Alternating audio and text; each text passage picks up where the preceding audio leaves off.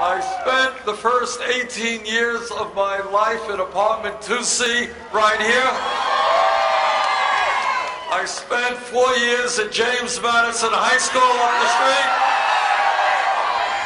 I spent 8 years at PS 197.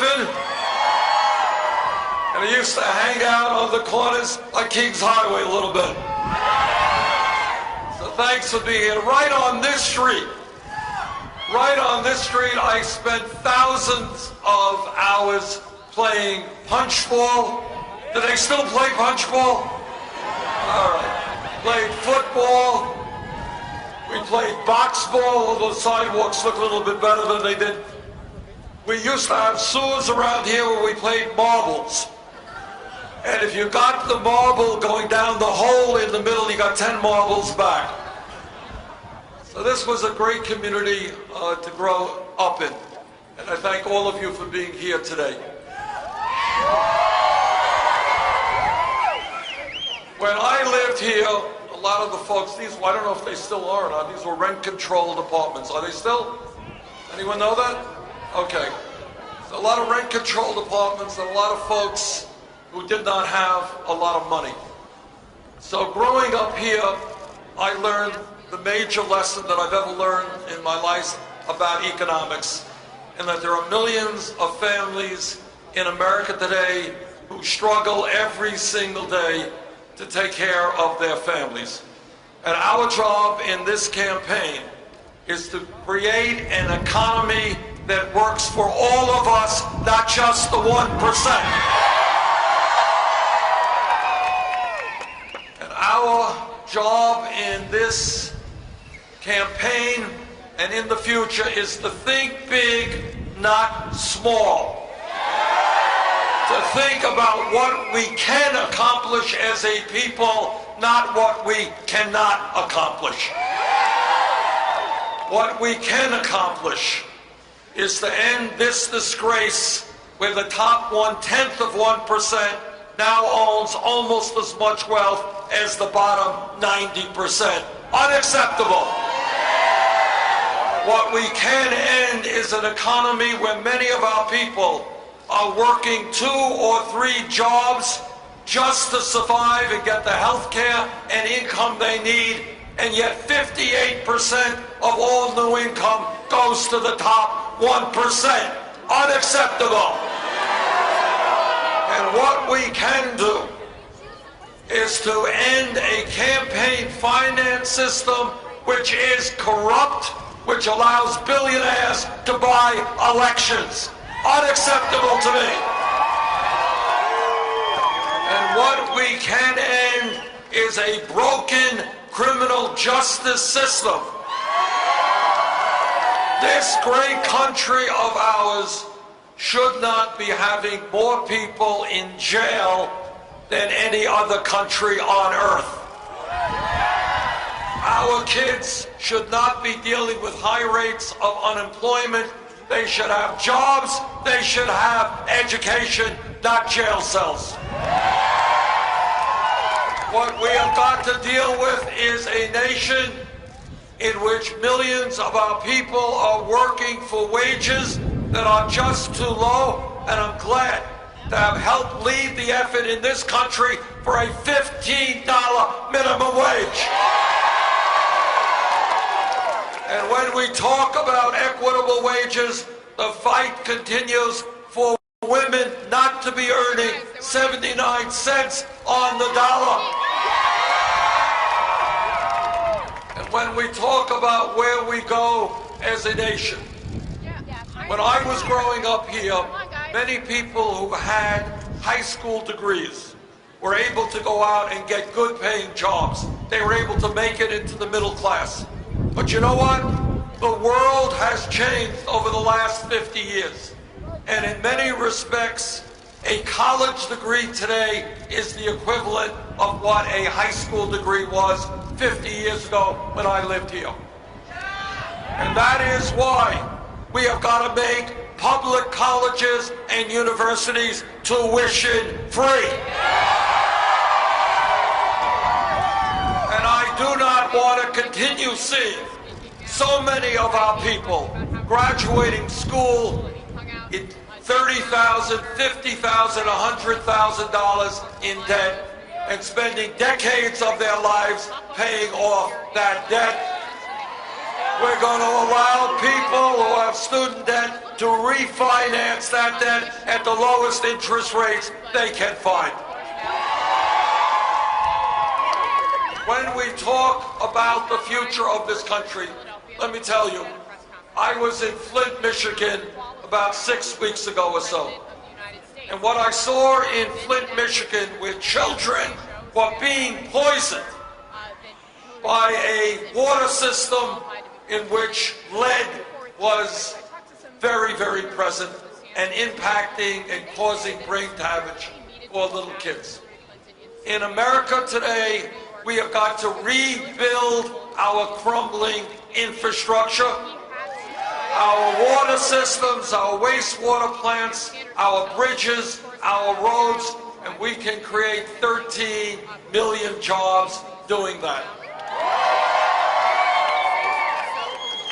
Let me also tell you something that I know you know, but the Republican Party seems not to know, and that is climate change is real. Climate change is caused by human activity, and climate change is already causing massive damage in our country and around the world. We have a moral obligation, and everybody here and everybody on this planet has got to be part of this effort to take on the fossil fuel industry and to tell them that their short-term profits are not more important than the future of this planet.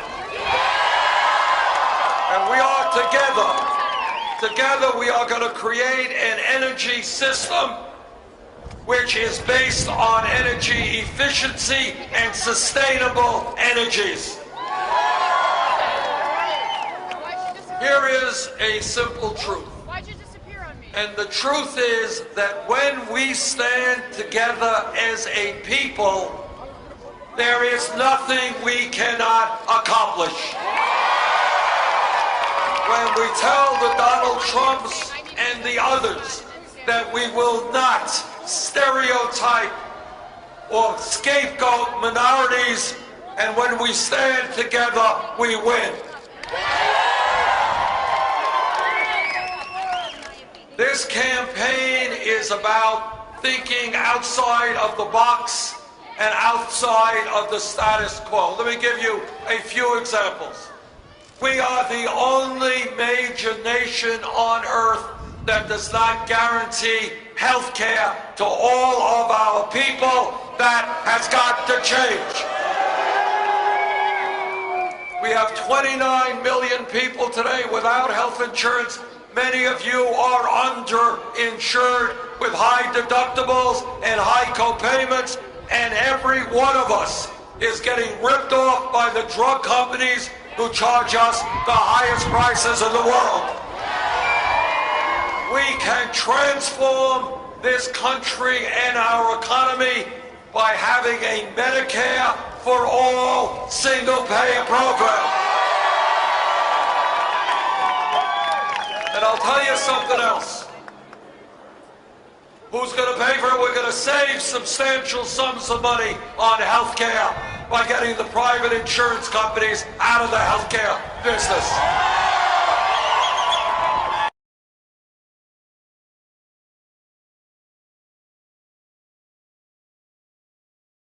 Not throughout our history, from the top on down, it always comes from the bottom on up. Please do not tell me that after the struggles that we've had in this country, workers organizing to form unions, the civil rights movement, where millions of people came together to say that segregation and racism and bigotry is not what this country is about. The women's movement, let us not forget, 100 years ago, women did not have the right to vote, could not get the education they wanted, could not get the jobs they wanted. women and their male allies stood up, fought back, and said that women will not be second-class citizens.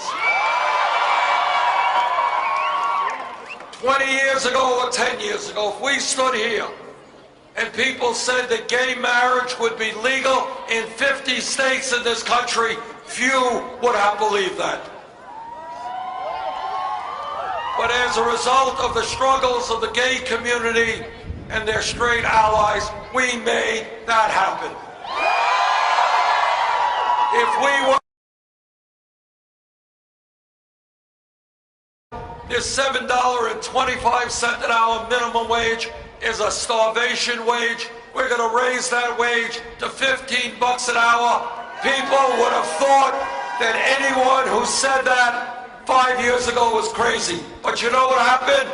Workers in the fast food industry had the guts to go out on strike to fight for their rights. And today in California, Oregon, New York, we're going to get $15 an hour. The point is that when we stand together and when we have a vision, there is nothing that we cannot accomplish.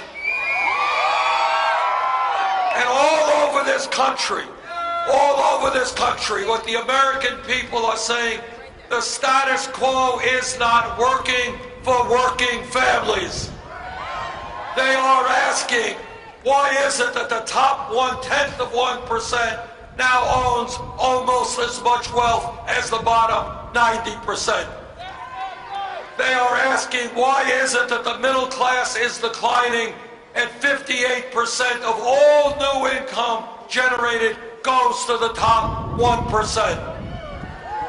They are asking, why is it that in our country we're the only major country not to provide paid family and medical leave? The only major country not to guarantee health care to all people as a right. The country in the world that has more people in jail and the highest rate of childhood poverty of any major country on earth. Brothers and sisters, I grew up in this community, and I remember it very well.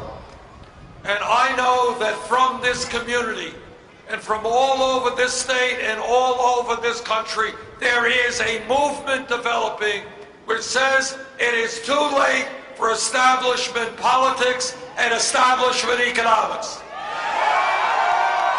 And millions of people are saying, no, it shouldn't be Wall Street or the drug companies and their money which determine what's going on in Washington.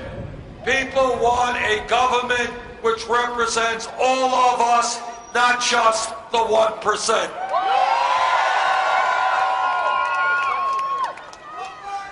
What a political revolution is about is the understanding that not any person, not Bernie Sanders or anybody else, can do it alone. We need millions of people to stand up, to fight back, and to demand a government that represents the middle class and working families, not just wealthy campaign contributors. Our campaign has won 6 out of the last 7 caucuses and primaries. We started this campaign 60 points behind where Secretary Clinton was. Today, 2 out of the 3 last polls have us leading her. There is a Democratic primary coming up soon. We can win this primary. If we win here, we're going to win other states. New York will help us make it to the White House. And that's what we need to do together, not just elect the president, but to transform a nation. Thank you all very much.